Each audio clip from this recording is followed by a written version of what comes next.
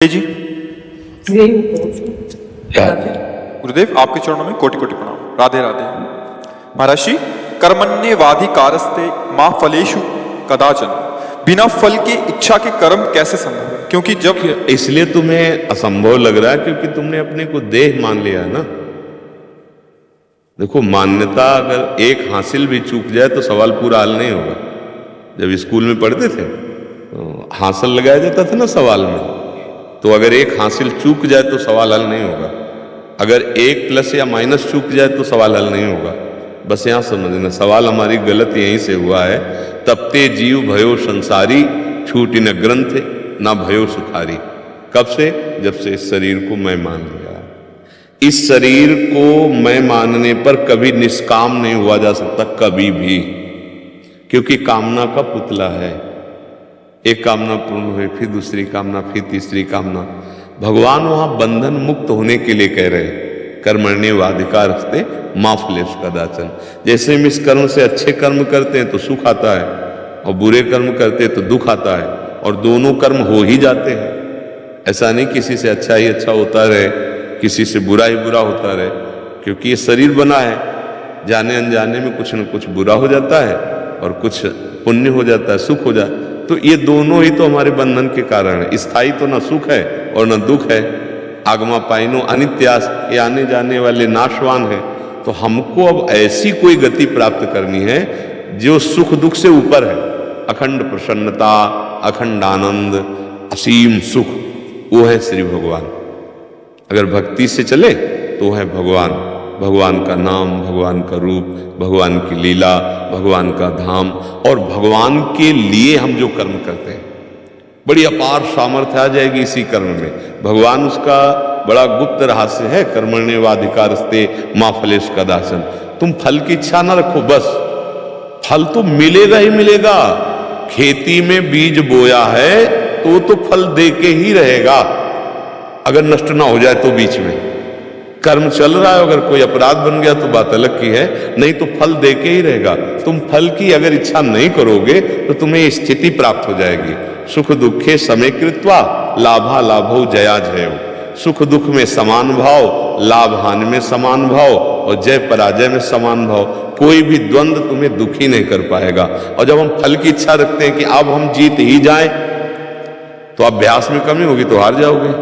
सामने वाला पक्ष अगर अभ्यास में ज्यादा आपसे श्रेष्ठ निकल गया तो आप हार जाओगे। अच्छा, आप कर्म कर रहे हो सुख के लिए, और पीछे का प्रारब्ध कर्म, पाप कर्म लागू हो गया, वो सफल नहीं होने देगा, आपको दुख देगा। अगर आप फल की इच्छा में ही पूरे निर्धारित हो, जैसे विद्यार्थी फल की इच्छा कि मैं परीक्षा में पास हो जाऊं, अब अभ्यास कमजोर किया और फेल हो गया। प्रमाद स्थिति से अपने विषय पर पूरा परफेक्ट नहीं हुआ तो फेल हो गया। अब जब मित्रों ने उपहास किया वो पास हो गए, और घर में गया तो डांट लगी। अब वो इतना निराश हो गया कि सोचने लगा मैं शरीर ही छोड़ दूं। फल की इच्छा ने कहां पहुंचा दिया। एक किसान फसल की वर्षा हुई, ओले गिरे, फसल नष्ट हो गई। अब उसकी इच्छा थी कि फसल आ जाती तो बच्चों की फीस भरते, बेटी का ब्याह करते, लेकिन वो नहीं हो पाया। अब वो इतना निराश हो गया, उसको लगता है मैं शरीर छोड़ दूं। आप देखो, हम अपने कार्य में जब विफल हो जाते हैं तो हमारी स्थिति बहुत नाजुक हो जाती है। हम डिप्रेशन में पहुंचने की स्थिति में पहुंच जाते हैं, या आखिरी निर्णय कर लेते हैं कि अब शरीर को ही रखना क्या। नहीं, ऐसा हमारा मानवदेह इसके लिए नहीं मिला है। बहुत सोच समझकर भगवान बोल रहे हैं ना, कर्मण्येवाधिकारस्ते मां फलेषु कदाचन। तू फल की बिल्कुल इच्छा मत कर, और अपने कर्तव्य कर्म को कर, तो फल तो मिलेगा ही मिलेगा, लेकिन तू परेशान नहीं होगा। मानो अगर फल में बाधा पहुंच गई अभी, तो हमारा सत्कर्म है, हम अच्छे कर्म, कर्तव्य कर्म कर रहे हैं, वो भगवान को समर्पित कर रहे हैं, तो आज नहीं लेकिन इसका परिणाम कल या परसों जो आएगा बहुत जोर का आएगा, मंगलमय आएगा। अगर हम केवल फल पर इच्छित हैं तो अब हमको ये दिखाई दे रहा है कि परिणाम तो आया नहीं। अब हमारी अश्रद्धा भगवान पे हो सकती है, हमारी चिंता शोक का कारण बन सकता है, कर्तव्य का फल ना मिलेगा, पक्का मिलेगा वो, पर तुम्हारी इच्छा होने के कारण तुम तत्काल दुखी या सुखी हो सकते हो। मिला तो फूल गए, ये भी दोष है। हर्षित हुए तो शोकित होना पड़ेगा, अगर हर्षित नहीं हुए तो शोक होगा ही नहीं। अगर किसी से राग नहीं तो द्वेष होगा ही नहीं, अगर काम नहीं तो क्रोध होगा ही नहीं, क्योंकि इन्हीं से प्रकट होता है। तो भगवान का जो वचन है वो हमको द्वंद्वों से मुक्त करने के लिए, पाप पुण्य से मुक्त करने के लिए, दुख सुख से ऊपर उठाने के लिए अगर हम विवेक जागृत कर ले सत्संग के द्वारा, तो हम सुख दुख में समान भाव कर सकते हैं, पूर्ति अपूर्ति में समान भाव कर सकते हैं, तो हम जीवन मुक्त हो जाएंगे। कर्म हमें बांध नहीं पाएगा। ये जो भगवान वर्णन कर रहे हैं ना, ये कर्म बंधन ना हो इसलिए कह रहे हैं कि इच्छा ही तुम्हारा कर्म बंधन है, इच्छा रहित हो जाओ। देखो, तुमने इच्छा नहीं की बाल्यावस्था से जवानी में आने की, जवानी से बुढ़ापा में आने की, बुढ़ापा से मृत्यु में, एक सिस्टम है, चल रहा है ना, चल रहा है। तुमने कभी इच्छा नहीं की कि मुझे दुख मिले, लेकिन मिल रहा है ना, सिस्टम है। जो हमने बो दिया है वो हमें काटना पड़ेगा। तो अब हम अच्छा बो रहे हैं, अब हमें चिंता नहीं करनी, उसका फल अच्छा नहीं आ रहा है वर्तमान में, तो पूर्व का जो बुरा है वो हमें भोगना पड़ रहा है, लेकिन ये व्यर्थ नहीं जाएगा। ये अगर जोर का हो गया तो पूर्व वाले को नष्ट भी कर सकता है, और सुख ही सुख आगे मिलेगा, परम आनंद मिलेगा। इसलिए भगवान कह रहे हैं फल को हेतु मत बनाओ। अगर फल को हेतु बनाओगे तो कृपणा फल हेतवः, वो बहुत कमजोर हो जाएगा, दैन्य हो जाएगा। आप क्या, एक विचरण जब कर रहे थे तो एक गांव में किसी की भैंस मर गई थी, तो पूरा परिवार रो रहा था, बच्चा पत्नी और सब। तो उसी गली से निकलना, तो क्यों रो रहे हैं लोग? तो बोले इनकी भैंस मर गई। क्या? अब बेचारे की एक ही भैंस थी और वो दूध से पूरा परिवार चला रहा था, अब वो मर गई। अब तो अपने को समझ रहे ना कि पूर्ण रूप से हम पूरा परिवार व्यथित था। भगवान यही समझा रहे, हमारे कर्म के अनुसार परिणाम आया, हमें निराश नहीं, हम लेबरी कर लेंगे लेकिन हमको निराश नहीं होना। आज ये अवसर आया दुख का, कल कोई सुख का अवसर आएगा, ऐसा हम विश्वास करें और फिर हम कर्म में लग जाएं।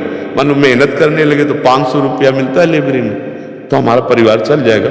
हमको परिवार को नष्ट करने की बात नहीं आनी चाहिए, हमको अपने को नष्ट करने की बात नहीं आनी। आज समय गिरा है। देखो, एक दिन सुदामा जी का समय था कि कई कई दिन भोजन नहीं मिलता था परिवार को, और समय बदला तो जैसी द्वारिकापुरी वैसी सुदामापुरी भगवान ने बना दी। थोड़ा धैर्य रखें, थोड़ा इंतजार करें।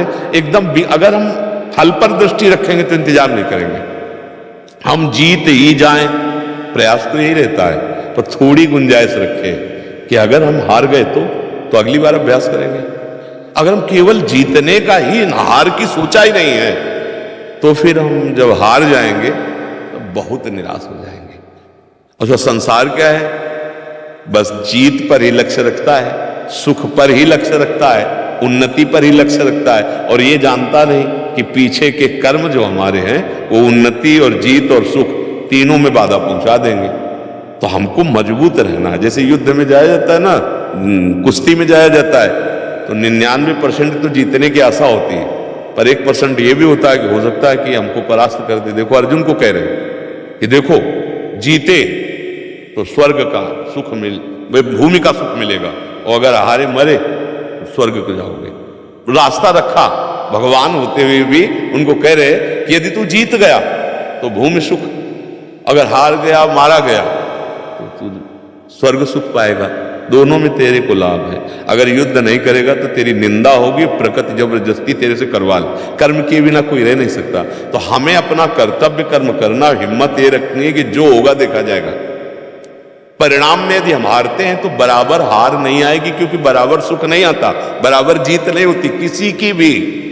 कहीं ना कहीं तो एक ये सिस्टम है, जैसे बराबर दिन नहीं रहता ऐसे बराबर दुख नहीं रहता, बराबर हार नहीं रहती, बराबर निराशा। सबके जीवन में कभी सुख का अवसर आता है, कभी दुख का अवसर आता है।